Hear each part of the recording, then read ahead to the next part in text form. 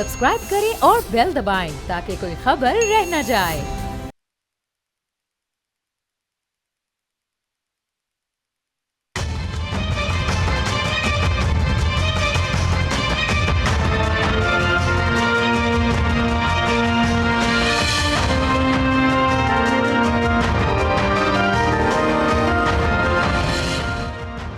अस्सलाम वालेकुम, आप देख रहे हैं बोल्ड रिपोर्ट्स और मैं हूं बतूल राजपूत। आज प्रोग्राम के पहले हिस्से में हम बात करेंगे पाकिस्तान तहरीक इंसाफ के इंक्लूसिव फॉल्ट लाइंस के बारे में, जो अब इतनी ज़्यादा वाज़ेह हो गई हैं कि उनकी अपनी ही पार्टी के लोग ये कहने पे मजबूर हो गए हैं कि रीशफलिंग की ज़रूरत है, रीपोजिशनिंग की ज़रूरत है, और एक दूसरे पे इल्ज़ाम तराशी तो पहले भी थी, लेकिन अब वो इतनी ज़्यादा एक्सपोज हो गई है कि पार्टी को बतौर पार्टी ऑपरेट करना ही बहुत क्वेश्चनेबल हो गया है। और प्रोग्राम के अगले हिस्से में जाके हम बात करेंगे ईरान की 14 नुकाती तजावीज़ की, वो कितना एक्सेप्टेबल हैं ट्रंप के लिए, और क्या ये डिप्लोमेटिक फ़ेज़ आसानी से गुजरेगा या मज़ीद ख़तरा जंग का बढ़ जाएगा। तफसील से बात करने के लिए मेरे साथ मौजूद हैं हमाद हसन साहब, he is one of the speakers on KP issues. Umar दराज गोंदल मुझे ज्वाइन कर रहे हैं, सीनियर सहाफ़ी हैं, one of my favourite person around. और उमर की फ़िलहाल ज़बरदस्त बात यह है कि उमर पहले तो लाहौर से रिपोर्ट करते थे और अब वो इस्लामाबाद से भी रिपोर्ट करेंगे, तो डेफिनेटली अब उमर के पास ज़्यादा खबरें हुआ करेंगी। बहुत शुक्रिया आप दोनों का ज्वाइन करने के लिए। हमाद, मैं आपसे शुरू करूँगी। पहले मुझे ये बताएं कि कल खैबर पख्तूनख्वा के जॉइंट सेक्रेटरी ने भी इस्तीफ़ा दे दिया, लीडरशिप को साथ नहीं लेके चल रहा है, इतने बड़े फैसले हो रहे हैं, क्या वजह?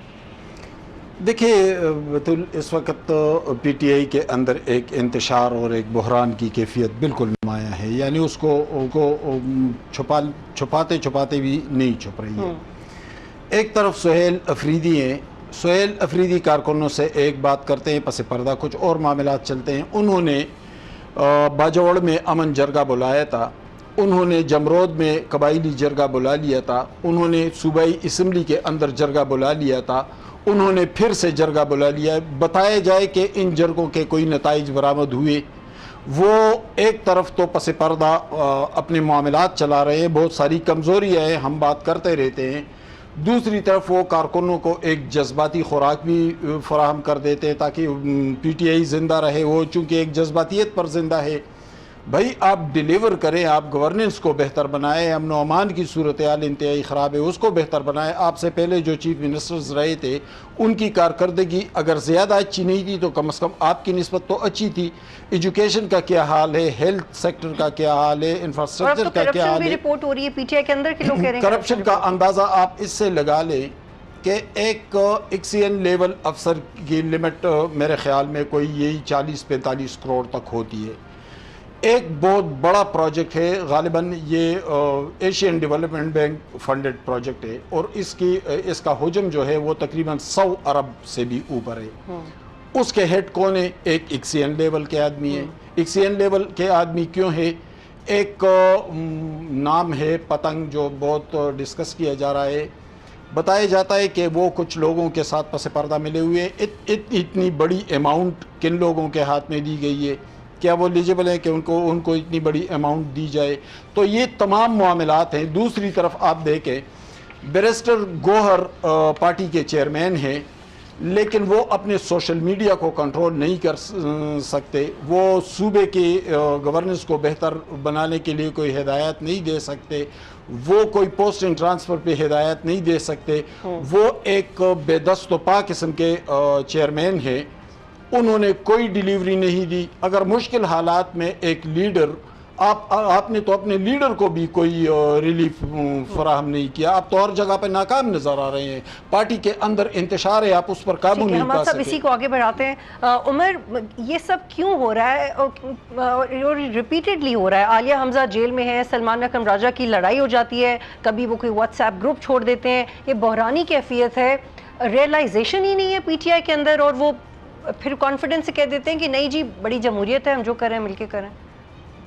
साहब शुक्रिया, आपने मुझे मौका दिया। मैं सिर्फ ये अर्ज करना चाहता हूँ कि सच्ची बात ये है कि तहरीक इंसाफ जो है वो इस वक्त खुद क्राइसिस के अंदर है, और वो क्राइसिस में इस तरह से है कि उसके अपने एंड पे क्लैरिटी नहीं है। आपको कोई लाइन ऑफ एक्शन नजर नहीं आ रहा कि आपने करना क्या है। उनके दो पहलुओं के ऊपर मैं बात करना चाहता हूँ। नंबर 1, پی ٹی آئی کو آپ ایز اے اپوزیشن اس کا انالیسس کریں گے. نمبر 2 آپ پی ٹی آئی کے جو اپنے معاملات ہیں اپوزیشن کو چھوڑ کر, جیسے عمران خان کی رہائی ہے یا پی ٹی آئی کے اندرونی معاملات ہیں, اس پہلو کے اوپر اس کے اوپر تو ان کا اپنا ووٹر مایوس بھی نظر آتا ہے, سوال کرتا بھی دکھائی دے رہا ہے. جس طرح حماد صاحب بتا رہے تھے کہ بھائی یہ جلسے, یہ جرگے, یہ سب چیزیں آپ کافی عرصے سے کر رہے ہیں. اگر آپ گنڈا پور کو ہٹا کے سہیل آفریدی کو لے کر آئے تھے تو چینج کیا آیا, آپ نے اچیو کیا کیا؟ اب تو پی ٹی آئی کے اپنے لوگ کہتے ہیں کہ بھائی گنڈا پور اچھا تھا, کم از کم ملاقاتیں تو کروا دیتا تھا, کچھ نہ کچھ انگیجمنٹ تو کسی لیول پہ ہو رہی تھی. تو اب تو صرف اور صرف جو ہے آپ باتیں کر پا رہے ہیں. اب تو آپ پنجاب میں جلسہ منسوخ کر دیتے ہیں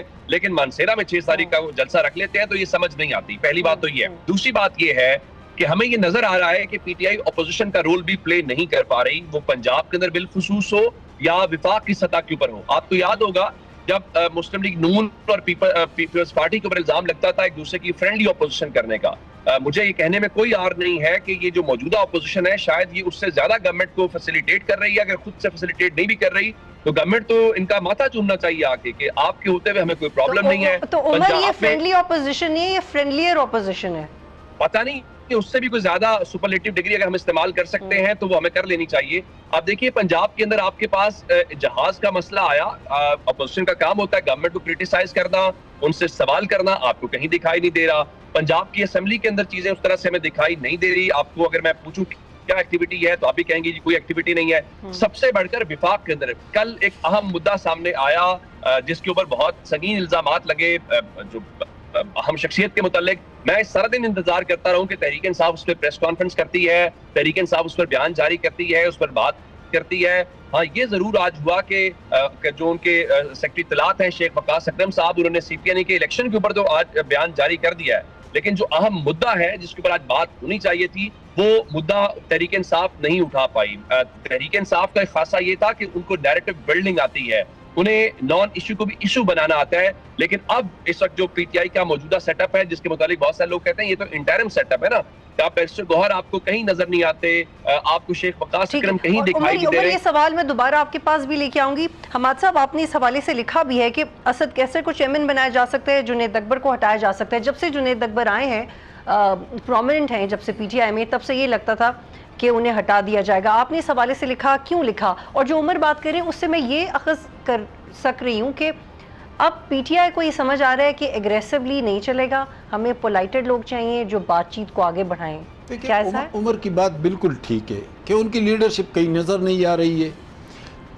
اگر کرائسس میں لیڈرشپ نظر نہ آئے, یعنی بے نظیر بھٹو نے خوفناک مارشاء اللہ کا سامنا کیا لیکن وہ نظر آ رہی تھی, وہ کھڑی تھی, ان کے کارکن کھڑے تھے, ان کی پارٹی کھڑی تھی, فاطمہ جناح مشکل حالات میں کھڑی تھی, دوسرے لیڈر سارے کھڑے رہے, نواز شریف کھڑے تھے. لیکن یہاں پر پارٹی کدھر ہے؟ یعنی پارٹی کے چیئرمین بیرسٹر گوہر کہاں ہے؟ سہیل آفریدی کے پاس وزارت اعلیٰ ہے لیکن پارٹی کہاں ہے؟ ان کی وزارت اعلیٰ تو موجود ہے, ان کے مزے چرچے تو موجود ہیں, ان کے ساتھیوں ان کے دوستوں کے معاملات جو ہیں وہ تو موجود ہے, لیکن کیا پارٹی کے تنظیمی معاملات کہیں دکھائی دے رہے ہیں؟ ان دو لوگوں پر سب سے بڑی ذمہ داری عائد ہوتی ہے. دوسری لیڈرشپ پر اس کے بعد ذمہ داری, یعنی اسد کیسر ٹھیک ہے ایک بہت سینئر لیڈر ہیں, اسپیکر بھی رہے صوبائی اسمبلی کے بھی, قومی کے بھی, لیکن ان پہ تو اتنی بڑی, وہ تو پارٹی چیئرمین تو بیرسٹر گوہر ہے نا, پارٹی کو صوبے کی سطح انتظامی سطح پر تو سہیل آفریدی لیڈ کر رہے ہیں. بھئی آپ ان کو ڈائریکشن دے دینا کہ یہ کریں, لیکن ان کو کوئی ڈائریکشن مل نہیں رہی. دوسری بات یہ تو سوری ٹو کٹ یو, کیا پی ٹی آئی یہ بھی سوچیے کہ اب ڈائریکشن بیرسٹر گوہر سے ہی لے لینی چاہیے, کیونکہ جو وہ انتظار کر رہے تھے کہ ڈائریکشن جیل سے آئیں گی, ملاقاتیں ہوں گی, پھر ہم کچھ کریں گے. اچکزئی صاحب بھی اس پہ ناراض رہتے تھے. اگر جیل سے نہیں آ رہے, اگر جیل سے نہیں آ رہے ہیں تو عمران خان نے ان کو چیئرمین کیوں بنایا تھا؟ اسی لیے بنایا تھا کہ میں جیل جا رہا ہوں, بیرسٹر گوہر لیڈ کرے. جس طرح نواز شریف صاحب پاکستان سے جا رہے تھے, انہوں نے جاوید ہاشمی کو صدر بنایا تھا اور وہ پارٹی لے کر نکلے تھے مارشاء اللہ دور میں. بیرسٹر گوہر کیوں نہیں لے کے نکلے؟ دوسری بات یہ, اگر اسد کیسر کے حوالے سے جو آپ نے بات کی کہ میں نے لکھا ہے, جو میرے انفارمیشن ہے تو کچھ سنجیدہ لوگ جو ہیں جو عمران خان کے قریبی وہ چاہتے ہیں کہ اسد کیسر لیڈ کرے. اب बैरिस्टर गौर के बस की बात नहीं है। वो ये भी चाहते हैं कि खैबर पख्तूनख्वा में सुहेल अफरीदी की जगह किसी तजुर्बाकार संजीदा आदमी को आगे लाया जाए, जो मामलात फेडरेशन के साथ भी, दूसरी जमातों के साथ भी, इस्टबलिशमेंट के साथ भी मामलात को लेकर आगे बढ़े। सुहेल आगे बढ़ रहे हैं, न बैरिस्टर गौर आगे बढ़ रहे हैं। एक बात तो और, सुहेल अफरीदी की वैसे पोजीशन सिक्योर्ड है? उसकी पोजीशन तो पार्टी के अंदर से टूट रही है ना, यानी बाहर के लोग तो कुछ नहीं कर रहे हैं। जो गंडापुर की एक्टिविटीज़ है वो किसके खिलाफ है? वो किसी और के खिलाफ तो नहीं है, वो तो सुहेल अफरीदी के खिलाफ है। वो गंडापुर की बहुत सारी खुफिया मुलाकातें भी हो रही है, पार्टी के अंदर भी उनका मजबूत, यानी खैबर पख्तूनख्वा की ब्यूरोक्रेसी भी दो हिस्सों में तकसीम है। एक हिस्सा सुहेल को सपोर्ट कर रहा है गंडापुर की मुखालिफत में। एक बात और, पीटीआई का वोट बैंक नहीं टूटा है, वो अपनी जगह कायम है, लेकिन उस वोट बैंक का फायदा क्या हुआ? यानी पीटीआई उस वोट बैंक का कोई, उस मकबूलियत का कोई फायदा उठा सकी है? उस मकबूलियत में से क्या निकला? उस मकबूलियत में से करप्शन निकली, उस मकबूलियत में से बैड गवर्नेंस निकली। उमर, आपसे आखिरी सवाल, मुझे बताएं कि महमूद अचकज़ई नवाज शरीफ के साथ इस वक्त अपना वर्किंग रिलेशनशिप निभा रहे हैं, या उनका ये जवाज़ वैलिड है कि भाई मुलाकात करवाएंगे तो मैं कुछ करूंगा, और जो पीटीआई उन पर तनकीद कर रही है वो भी आपको जस्टिफाइबल लगती है?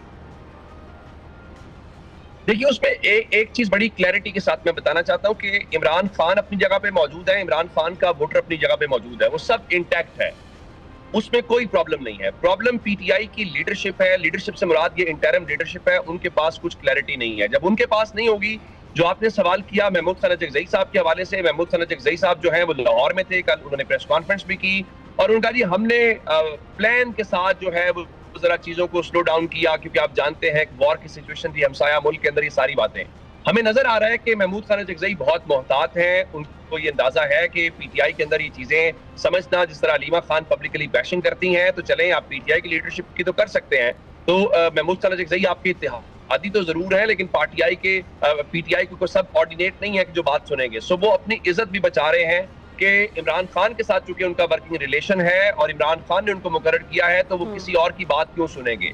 जहां तक बात है नवाज शरीफ के साथ उनके वर्किंग रिलेशन की, तो वो लाहौर में आए थे, अचकज़ई साहब के साथ बड़ी तफसीली नशिस्त हुई, उनसे बहुत सवालात हुए, दीगर सीनियर सहाफ़ी भी मौजूद थे, उनसे ये पूछा गया कि क्या आपका नवाज शरीफ से कोई राब्ता है, क्या आप नवाज शरीफ को कायल कर पा रहे हैं? ये जो आप बातें अवामी सतह पर करते हैं कि इमरान खान पाकिस्तान का मकबूल तरीन लीडर है, पीटीआई को सबसे बड़ा वोट पड़ा है, फिर आप तारीख के हवाले देते हैं, तो उन्होंने इस हवाले से आप यूं कहिए कि क्लैरिटी के साथ हमें जवाब नहीं दिया।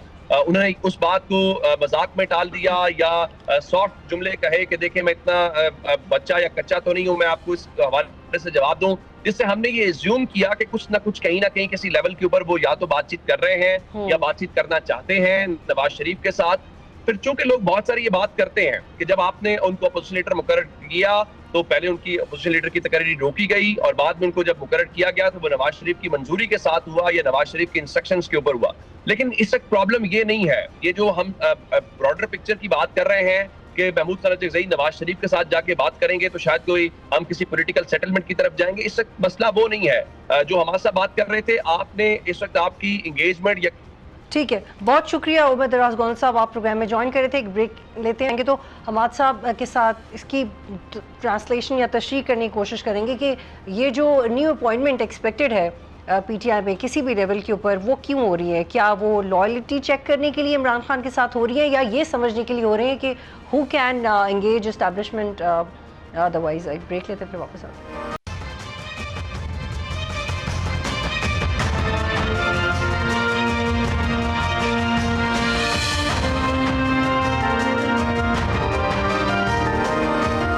प्रोग्राम में खुशामदीद। ब्रेक से पहले हमाद साहब, मैंने आपसे सवाल किया था, प्रिसाइजली जवाब दीजिएगा कि लॉयल्टी को इम्प्रूव करने के लिए कर रहे हैं जो इमरान खान के साथ है पीटीआई की क़यादत की, या इस्टेब्लिशमेंट के साथ ताल्लुकात को बहाल करने के लिए न्यू अपॉइंटमेंट्स होंगी? देखिए, अपॉइंटमेंट्स ये तो पीटीआई का अपना इख्तियार है ना कि वो अगर इमरान खान राज़ी हो, पहले तो उनके साथ कम्युनिकेशन नहीं हो रही है, उनके सेहत के हवाले से भी बहुत सारे मसाइल हैं, सेहत के मसाइल भी हैं, कम्युनिकेशन भी का फुकदान भी है, उनके साथ हो नहीं रहे।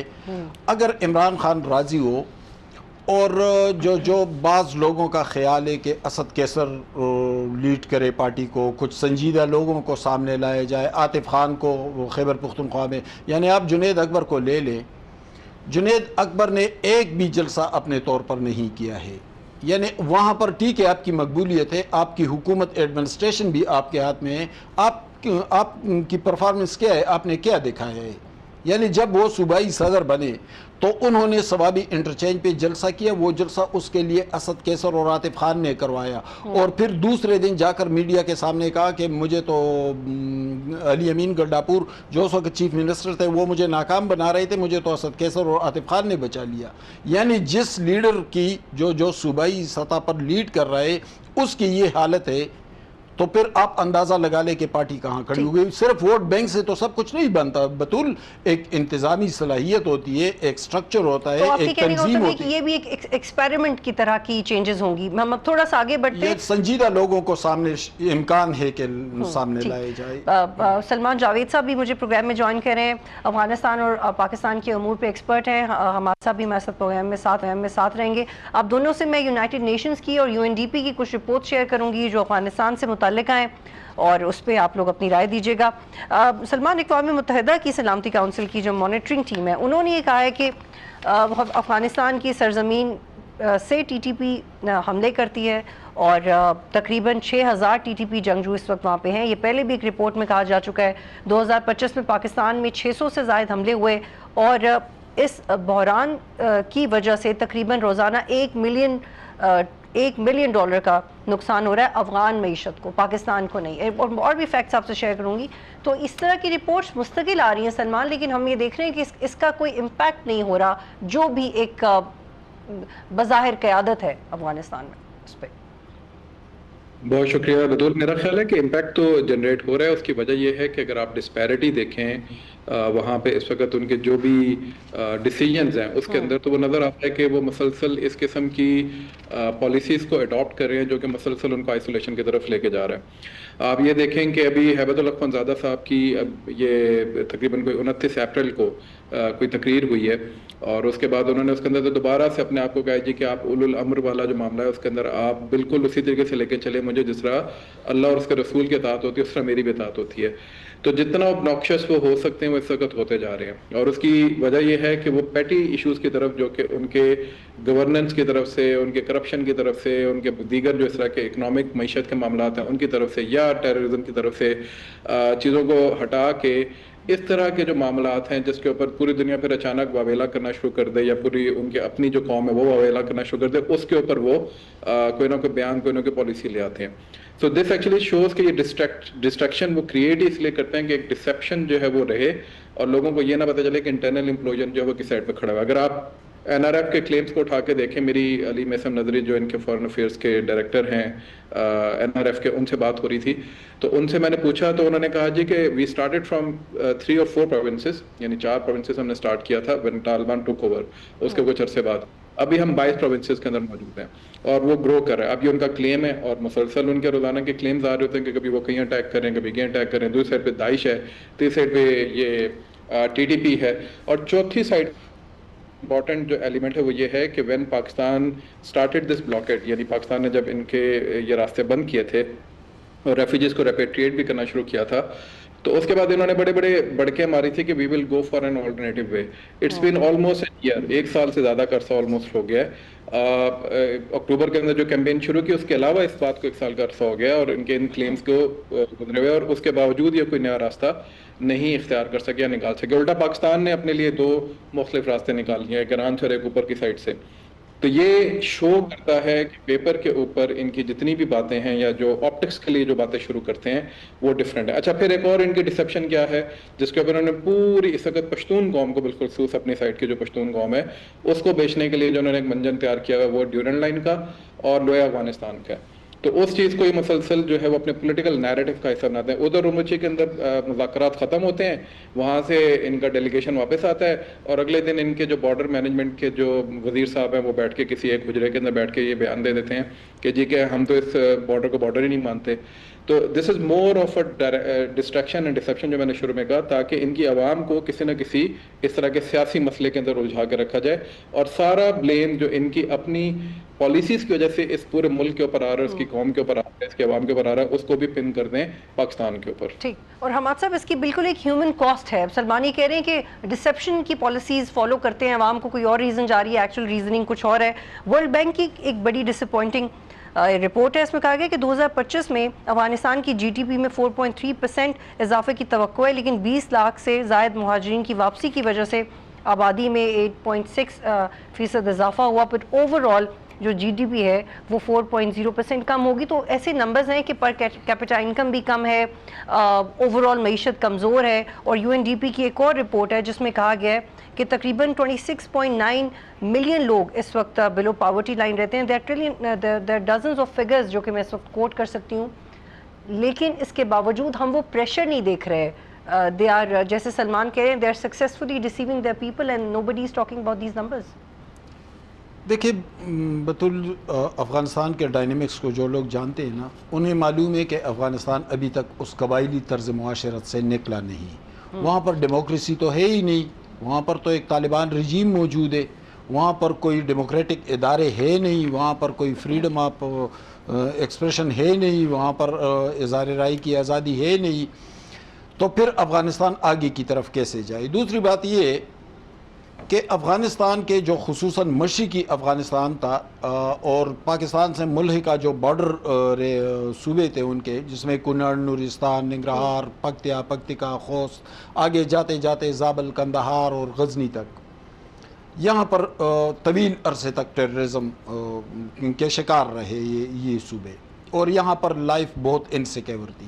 اب وہ لوگ بھاگ گئے ہیں, لیکن ایک خوف تو موجود ہے کہ کہیں پھر نہ آ جائے. اب وہ پاکستان کے خوف سے آ نہیں سکتے. یہاں پر انفراسٹرکچر کیسے ڈیولپ ہو, یہاں پر سکول کیسے بنے, یہاں پر ہیلتھ فیسلٹیز کیسے آئے. دوسری بات یہ ہے کہ کابل یا کندہار سے جو فیصلے ہوتے ہیں وہ تو آج بھی ان کا موقف یہ ہے کہ خواتین ڈاکٹر کے پاس نہیں جائیں گے. تو جب اس طرح کا مجموعی منظرنامہ ہو, مجموعی صورتحال اس طرح کا ہو, پھر افغانستان کے اندر پاورٹی کس طرح کم ہو, پھر ایجوکیشن ریشو کیسے آگے کی طرف جائے, پھر ہیلتھ اور ایجوکیشن فیسلٹیز کیسے ہو.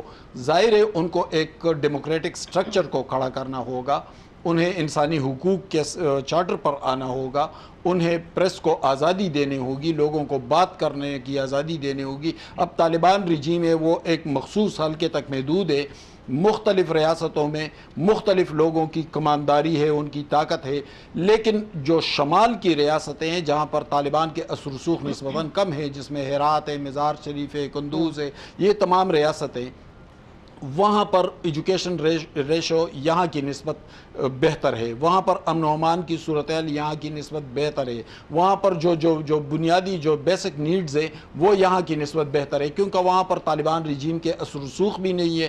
تو افغانستان کو پہلے ڈیموکریسی کی طرف آنا ہوگا, امن و امان کی طرف آنا ہوگا, پریس کو آزادی دینی ہوگی, لوگوں کو بات کرنے کی آزادی دینی ہوگی. اور وہ جو انٹرنیشنل رپورٹس آتے ہیں, کبھی یونائٹڈ نیشن کی رپورٹ آتی ہے کہ بھئی آپ کے پاس تو 20 سے زائد دہشت گرد تنظیمیں ہیں, کبھی روس کا رپورٹ آتا ہے کہ آپ کے پاس 20 سے زائد دہشت گرد عالمی تنظیمیں بھی موجود ہیں, آپ کے پاس 23,000 دہشت گرد بھی موجود ہے.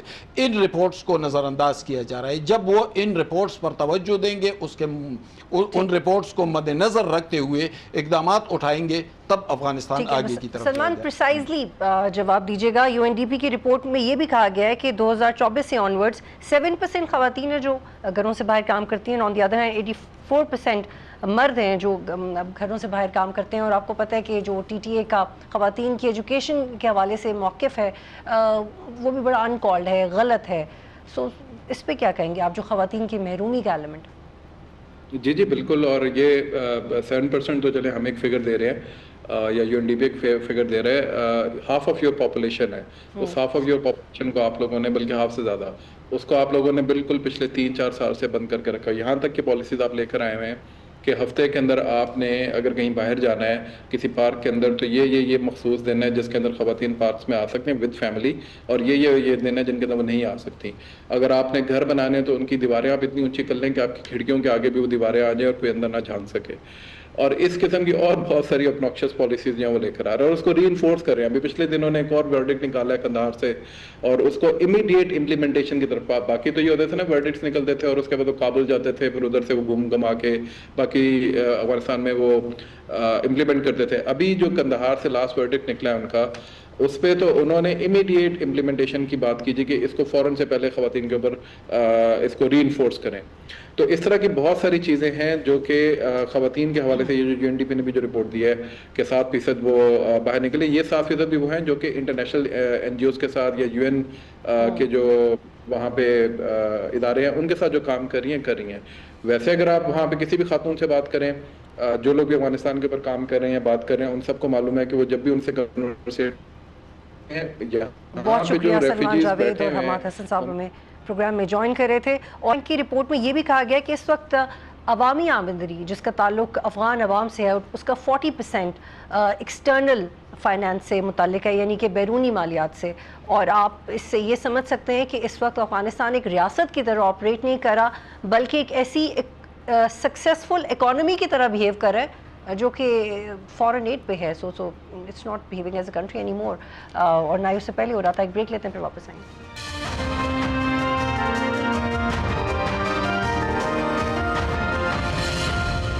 پروگرام میں خوش آمدید. اور اب بات کریں گے امریکہ اور ایران سفارتکاری کے حوالے سے, جس میں پاکستان بہت بڑا رول پلے کر رہا ہے, لیکن with the piece of time ہم مختلف ڈپلومیٹک شیپس دیکھ رہے ہیں and hopefully in no time کوئی بڑا معاہدہ بھی سامنے آ سکتا ہے. لیکن کیسے, اس کے اوپر بات کریں گے. ڈاکٹر جمیل احمد صاحب مجھے جوائن کریں, ایکس ایمبیسڈر رہے ہیں پاکستان کے UAE میں, لیبیا میں, UNO میں ایڈوائزر بھی رہے. بہت شکریہ ڈاکٹر صاحب, آپ جوائن کریں.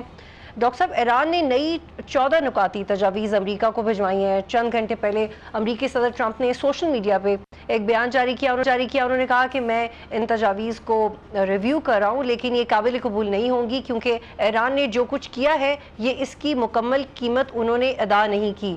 اس طرح کی چیزیں وقت لیتی ہیں ڈیفینیٹلی, لیکن اس وقت دونوں اطراف سے جس طرح کے بیانات دیے جا رہے ہیں, کیا یہ نارمل ہے؟ اور اب نارمل تو خیر ایکسپیکٹیشن ہو سکتی ہے, ہیومن ایکسپیکٹیشن, لیکن چیزیں آگے کیسے بڑھیں گی؟ کیونکہ اس بات کا کیا مطلب ہو سکتا ہے کہ جو قیمت ادا کی ہے یہ اس کے مطابق نہیں ہے, یعنی کہ امریکہ وانٹڈ ٹو ہٹ مور اور پھر کچھ تجاویز آتی. In fact, the United States or the Donald Trump, what they are speaking is basically they are speaking the language of Netanyahu. What Netanyahu has been always saying کہ جتنا اس نے کیا ہے امریکہ ایران نے, وہ جس قسم کے نیتنیاہو الزام لگاتا ہے کہ جتنے بھی اس پوری خطے میں پرابلم ہوئی ہے وہ ایران کی وجہ سے ہوئی ہے. ایران نے ہی حزب اللہ کے حوالے سے یا حماس کے حوالے سے یا عراقی ملیشیا کے حوالے سے یا سیرین ملیشیا کے حوالے سے یا ہوتھیوں کے حوالے سے, وہ سارے کا سارا ایران کی گردن پہ ہے اور وہ اس کو اسرائیل کو مبرر الزما قرار دیتے ہیں اس معاملے میں. تو یہ تو ون سائیڈڈ دنیا, پتہ ہے کہ اس میں وہ آج کی دنیا میں صرف طاقت ہی ہے وہ کسی بھی ملک کی اس کے ڈیسیشن کا محور بن جاتا ہے. اور پاکستان کو ہی دیکھ لیں, اگر پاکستان بنیان المرصوص اور مارکہ حق میں اگر انڈیا کو مزے نہ دکھلاتا اور انڈیا کو اگر مزے نہ چکھاتا تو انڈیا آج بھی دندناتا پھرتا. اب کہاں ہے انڈیا, خاموش کیوں نظر آ رہا ہے؟ تو مطلب یہ ہے کہ آج کل طاقت جو ہے وہی ایک محور بنتا ہے آپ کے ڈیسیشن کروانے کا. لیکن ایران بھی ایک طاقت ہے, ہمیں دیکھنا پڑے گا, کیونکہ ہم ایران اور امریکہ کے حوالے سے اس وقت بات کر رہے ہیں. اور جب ہم امریکہ کی بات کرتے ہیں تو پس ذہن کے پشت پر ہمارے ایک چیز ہے, اور وہ ہے کہ ایران اسرائیل از امریکہ اینڈ امریکہ اسرائیل. یہ ان کے قابلین کہتے رہے ہیں. یعنی کہ یہ جو اسرائیلی لابی کے تانے بانے بنے گئے ہیں اور اس پہ بڑی کتابیں بھی لکھی گئی ہیں, سب سے مشہور اس پہ کتاب ہے اسرائیلی لابی, اور وہ ہے جان منیر شائمر کی لکھی ہوئی. اس میں سارا انہوں نے ثابت کیا ہے کہ کس طرح وہ اثر انداز ہوتے ہیں اسرائیلی لابی, یعنی کہ اسرائیل, اور وہ کس طرح اثر انداز ہوتے ہیں کانگریس پر, باقی محکمہ جات پر پورے امریکہ کے, اور کس طرح وائٹ ہاؤس پر وہ فیصلے کا. اور یہی وجہ ہے کہ جب 11 فروری کو نیتنیاہو 7ویں مرتبہ انہوں نے چکر لگایا امریکہ کا 11 مہینے میں, تو انہوں نے اس وقت فیصلے کروا لیے, وار پلان کر لیا سارا ڈسکس, اور وہ پھر وہی آ کے 28 فروری کو امپلیمنٹ کیا گیا. تو اب بات آ رہی ہے کہ یہاں سے اب کہاں جائیں گے.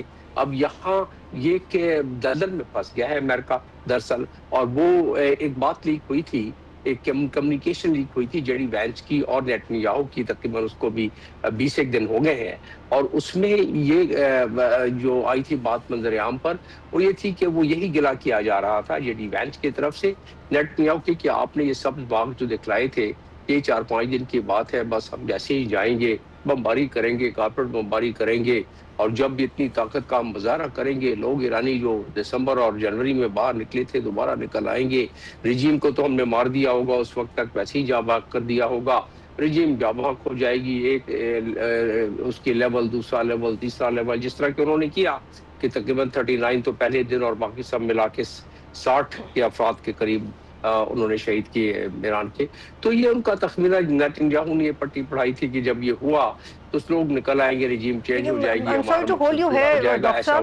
میرا سوال یہ ہے کہ جب اب پتہ لگ گیا امریکہ کو، ان کی اپنی انٹیلیجنس ایجنسیز یہ رپورٹ دے چکی ہیں کہ رجیم چینج نہ ہوئی ہے اور نہ ان کے لیے کرنا ممکن ہے، تو یہ جو پرویکٹیو سٹیٹمنٹس دی جا رہی ہیں یہ کیوں ہیں؟ Because Iran didn't turn out to be Venezuela, اور وینیزویلا میں آپ انٹرنیشنل لا کو سائڈ پہ رکھ سکتے تھے، لیکن ایران جیسے کہ آپ نے خود کہا کہ ایک طاقت ہے، تو اس میں یہ جو پرویکٹیو سٹیٹمنٹس ہیں اس سے اسٹیبلش کیا ہوتا ہے؟ کیونکہ ایک رائے یہ بھی ہے کہ یہ ڈپلومیسی کے ساتھ ساتھ چلتے ہیں، اور ایک رائے یہ ہے کہ یہ انسرٹنٹی کو دکھاتے ہیں.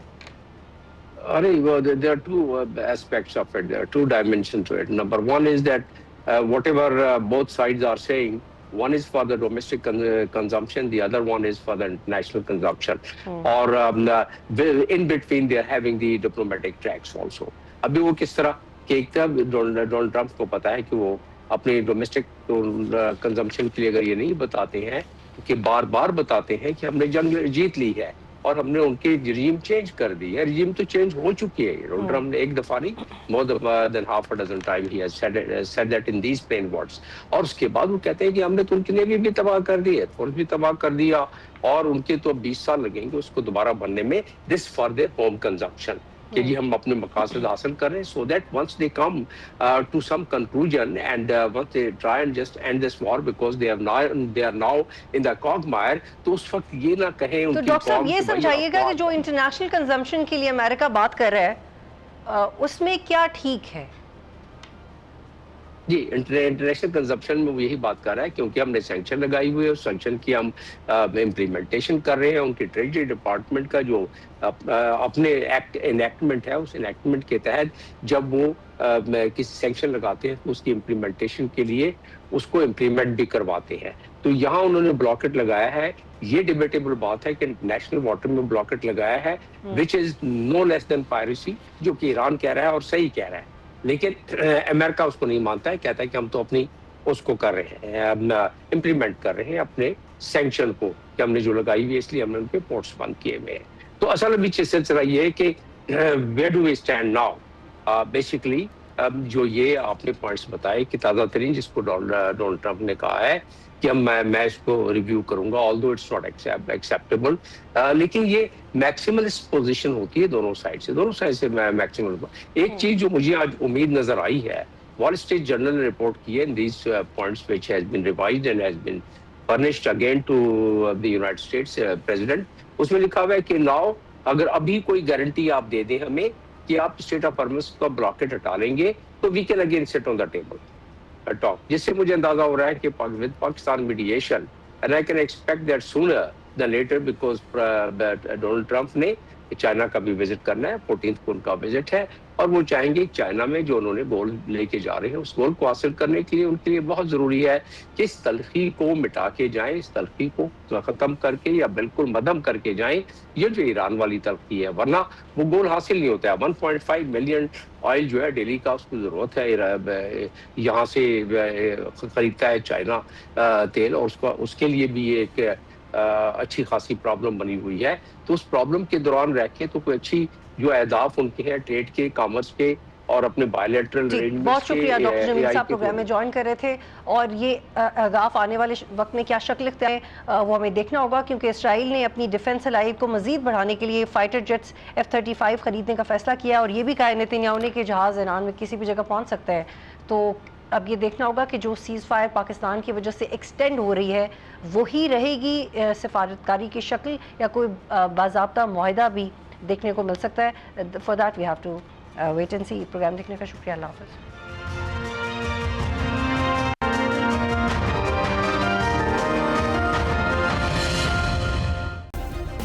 सब्सक्राइब करें और बेल दबाएं ताकि कोई खबर रह न जाए.